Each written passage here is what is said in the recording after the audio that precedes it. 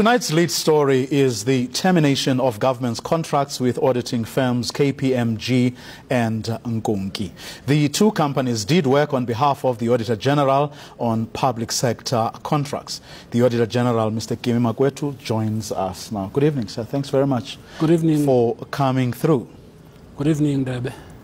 Let's start with KPMG. Why did you do what you did? You'll recall, Vuyo, if you cast your mind back to 2017, there was the whole matter that came up from KPMG International, which raised a number of issues that the firm committed to investigate. If you recall, there's since been the eNCA inquiry, which was established by the South African Institute of Chartered Accountants. But alongside that, there was also an investigation that is also currently underway, handled by the Independent Regulatory Board of Auditors. So once those decisions were made in September last year, we obviously were informed, and it was triggered by the media reports, but we went in and undertook to engage with the senior leadership of KPMG at the time to say to them, there are certain unanswered issues that will affect the level of independence that we have always associated you with. But at the same time, it will also possibly affect the ethics as well as the professional competence with which you do this work, because these are the two fundamental pillars that any audit office needs to rest on in order for it to be trusted for executing the statutory audit work. We then said, and we came up in public and said, based on the fact that we have not gone to the depth of whether these are mere aberrations or whether they are indicative of a systemic breakdown in the risk management and practice disciplines, which ensure that you continue to be independent and continue to provide that particular service ethically and with professional competence. So we said, while we do not know the answer to that, we'll give the investigations that have been undertaken a chance. And we have been on that path. We never shifted from that position. We held that position up to most recently, when it came to light that in a different engagement, and that engagement is the VPS engagement, there have been matters that are no different in qualitative terms to what we had been waiting for in terms of these ongoing investigations. Now, the issue for us was, what is the quantity of evidence that you need in order to act on what has arisen now? Because there's an investigation that's underway that is likely to answer that unanswered question as to whether this is an isolated matter or is it indicative of what happens there. And now VBS. And now something else comes up which points to much deeper issues in respect of that question. Now, where do we stand in this whole matter as an audit office? We dish out work to almost 40 private audit firms in the country, including KPMG, Nkonki, and we've been doing that for the last 20-odd years because of issues of capacity as well as the economics that impact on whether you can have all of those people under one roof, even though you've got to focus on 1 or 2 financial years. So we looked at this and we said, but the risk that we have assumed by waiting for these reports to be finalized is now increasing, and we're going to end up with the responsibility, because they are signing these reports on public funds on our behalf, because we are allowed to contract out this work. So that risk has actually increased in our view, and we said, instead of waiting for the reports to be finalized, because even the reports, there is no certainty as to when they are going to be finalized. In the meantime, they will be processing reports and signing reports, and we decided that the best for us to protect the integrity of the National Audit Office is to take the step that we had taken and say we will wait for you to come back as soon as you can with the finalized reports, so that once you have, we will be in a position to assess whether you continue to be independent or not. And on the basis of those reports, whenever they come in the future, at least we will know that we have maintained the risk exposure to acceptable levels in our case. And that's the reason that we have taken the decision that we did. So it was a decision that had had to come because of the enhanced level of exposure, not only to us, but also to them as a firm, because some of the issues that we were asking are yet to be answered. Well, the chairperson of KPMG only, a couple of days ago, Professor Wiseman Ngutlu was talking about how they are giving these matters attention, all the attention that they deserve. The new CEO of KPMG has also been saying pretty much. I think it is fair for the leadership of the firm to say that, because that's exactly what they need to do. But on the other hand as well, I think we also have equally a responsibility to respond to risks, especially when they are increasing at the scale that they are. So I think by fixing what they need to fix, no one must fault them for doing that. But at the same time, they must allow us to independently assess the extent to which we have the appetite of the increased risk.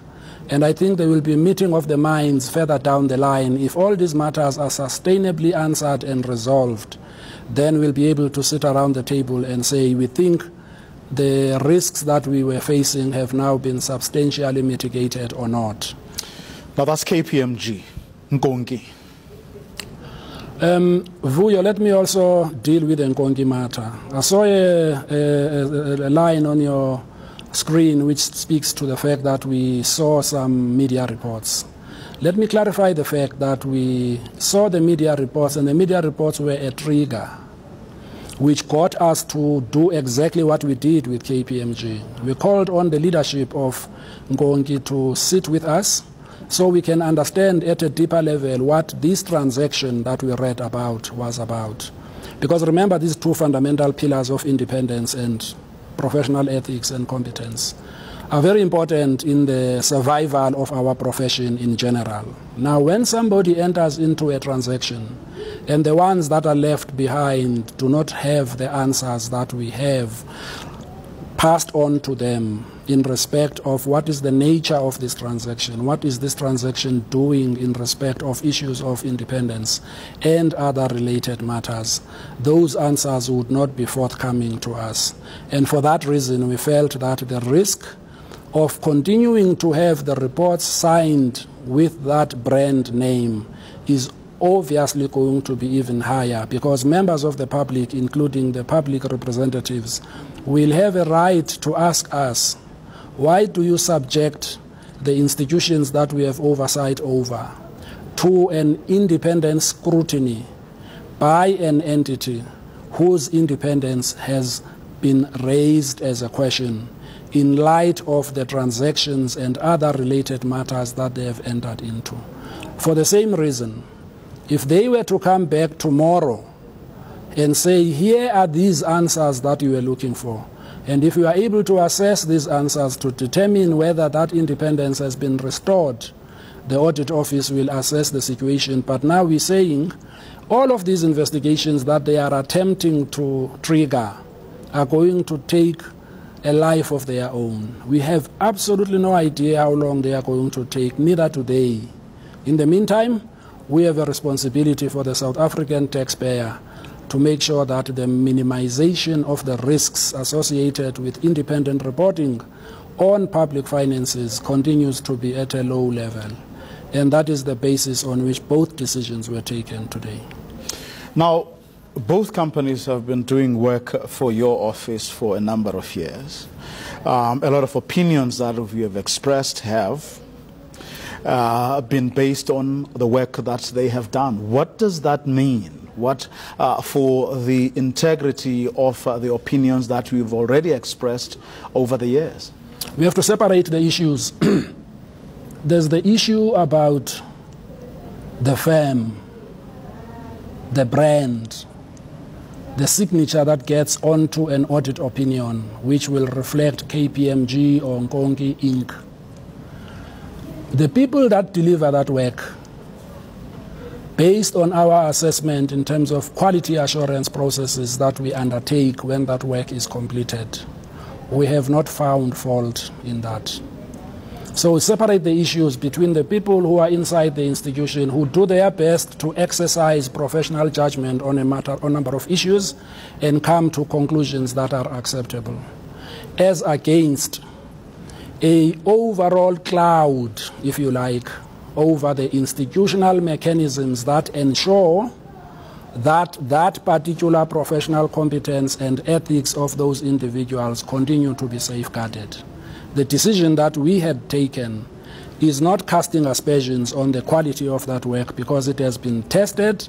We have found it to have been rigorous and accepted it and concurred with it when it was presented to us. In other words, you're saying you are vouching for your quality assurance measures. In other words, none of the misdemeanors, the unprofessionalism, or the compromise in either ethics or competence levels would have tainted the work that you have had to do, or you have had to sign off on. Let me reinforce that point by saying, if you are owning the shares in Nkonki, maybe the two of us, 50-50, and we decide, and we know that we are chartered accountants, both registered as such, and we subscribe to the Code of Professional Conduct of the South African Institute of Chartered Accountants, as well as other regulations that govern the conduct of auditors. The minute we sell, it's not like you are selling a fish and chips shop.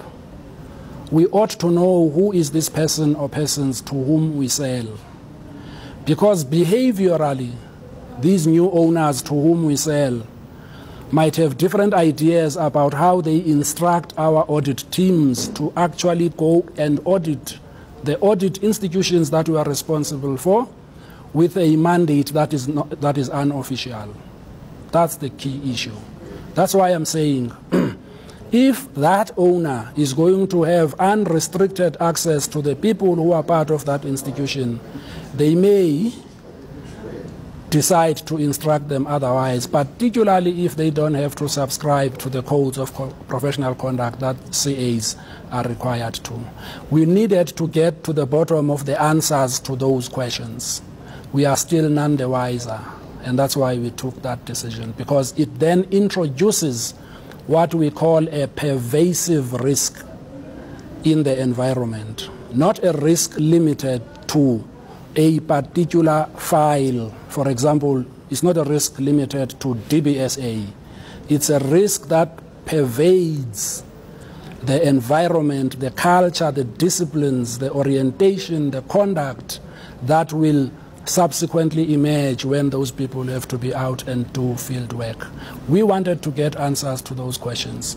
In the absence of those questions, we then said, let us withdraw the audit mandate while you seek these answers, so that we can get to a substantive conversation about whether there is or there is no remaining risk.